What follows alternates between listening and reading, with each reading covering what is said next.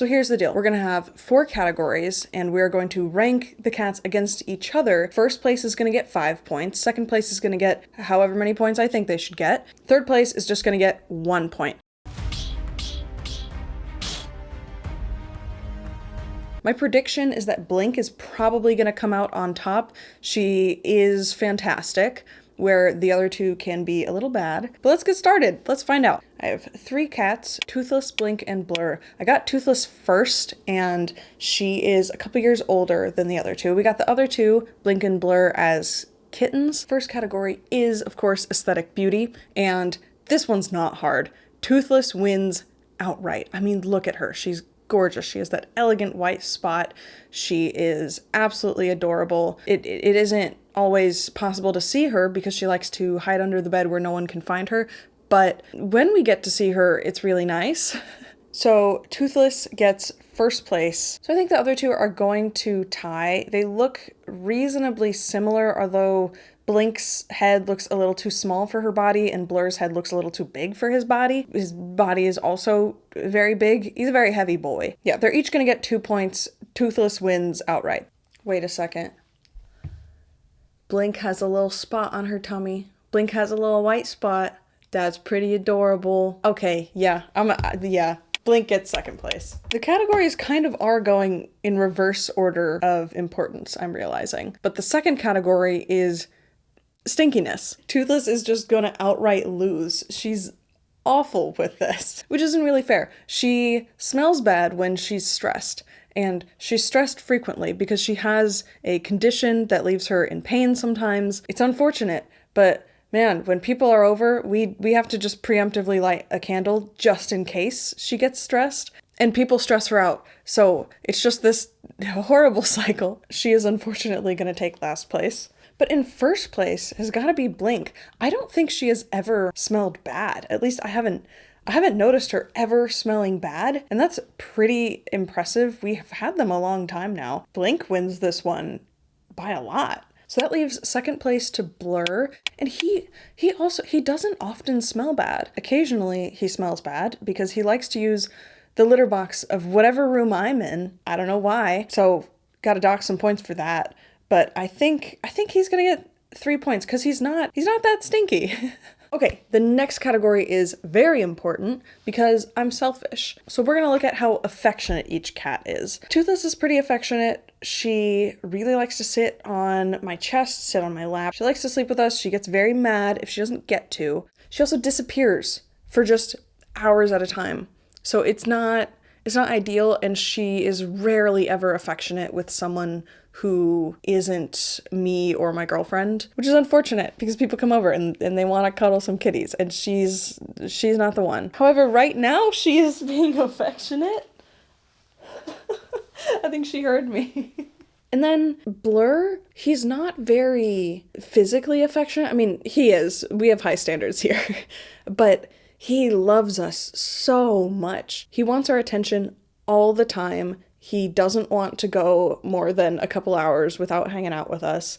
He runs up to the door when we come home. I mean, it's fantastic. He's like a little puppy, but he rarely settles down enough to want to cuddle for a while. However, when he does, he jumps directly onto my chest and latches his claws onto my chest when I try to pick him up and put him down when I'm working. And then he curls up and allows me to hold him kind of like this with just one arm. Blur isn't often super affectionate, but when he is, he won't take no for an answer, and it's adorable. That said, I think Blink wins this one because Blink will cuddle with anyone and she'll be thrilled to. She doesn't like to be picked up, which is sad. The other two really like it. If you're laying down or sitting down for long enough, she's going to end up sitting on you, and she will purr for like 15 minutes and then she'll just take a nap there. And unlike Toothless here, she won't just step on me when she's done. Toothless likes to step right across my face with no regard to personal space. So I'm thinking that Blink probably wins this one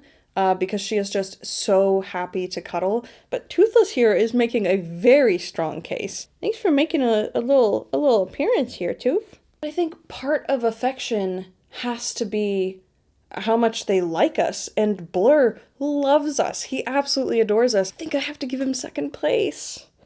I'm sorry. Yeah, I think I'm gonna give him 3 points for second place. But that's really a category that all 3 of them thrive in. But the last category is the most important category. That's right, we are looking at who is the biggest silly goose. In our house, being a silly goose is very important. This is gonna be the toughest category because they're all so weird. Let's start with Toothless. She's the most vocal of all the cats. It's very nice. She'll come up to me, put her little paws on my leg and meow to say, "Can you pick me up now, please? Thank you." And she runs very funny. She's not very athletic, and she frequently falls off of things that she jumps on. That's nice. It makes her a little bit of a silly goose. I think Blur is probably more of a silly goose. I mean, he literally plays fetch. He brings us his mouse toy and demands that we throw it. He bites our feet until we throw it gently, but you know, his teeth are sharp, and then we literally play fetch with him, which is great. He's like a little puppy. He never just plays fetch with one person. He plays fetch with the room, and so if you throw his toy, he might not bring it back to you. He'll bring it back to some person that's there, and so everyone who comes over has to know that he's gonna do that and has to expect it. And when they do, it's lovely. When they don't, they get their feet bit. So that sucks. He's also a silly goose in that he likes to take baths. We can't just drop him in water, but he will jump into water if it's just sitting there. He actually has a little fish toy that he likes to play with, but he is very goofy and he likes to start fights with the others, and that's very entertaining.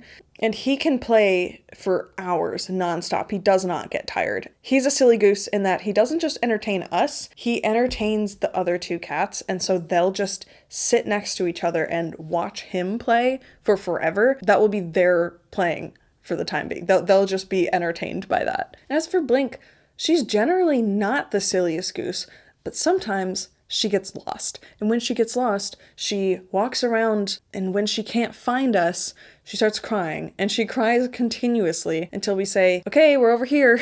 And she finally calms down. She will also walk around with something in her mouth, a toy or a little ball, and set it down and look at it, and sometimes take a nap on it. She doesn't want you to throw it. She doesn't want it to be played with. She just wants to have it. And that's pretty silly. So I think they all really are the silliest geese here. I gotta say, Blur is probably the silliest goose. He likes to take baths, he likes to play fetch, and he jumps directly onto people's laps. He has no issue sprinting across anyone who is sitting down on the couch if he feels particularly feral. Yeah, the Silly Goose Award goes to Blur. After that, it's gotta be Toothless. She's just so uncoordinated. I'm very happy with their silly goosery.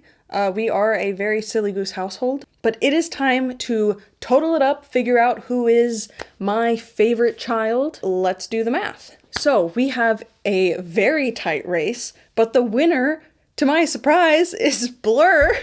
And Blink came in last. So Blink got 10, Toothless got 11, and Blur got 12. How is that possible? But he's so bad.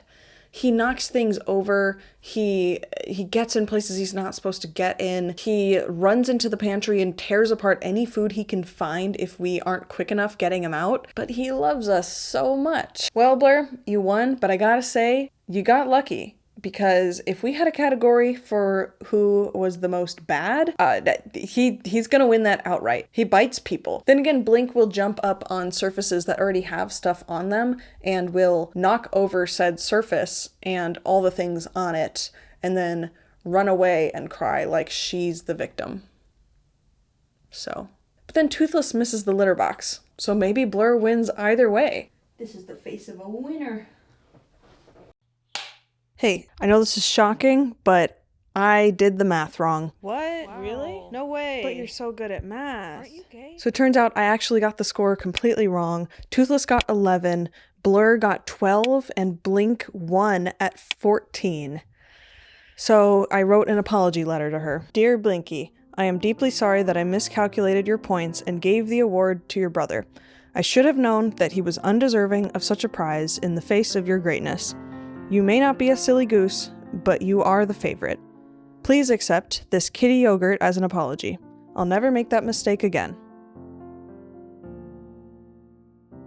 Thank you so much for watching. Feel free to send this to your parents to see how you rank among your siblings, although I don't think the category of stinkiness has much of a place in that. I promise I'll post more thoughtful content in the future, but last week I said that content creators should make what they want to, so I followed my own advice this week. Okay, I'm done.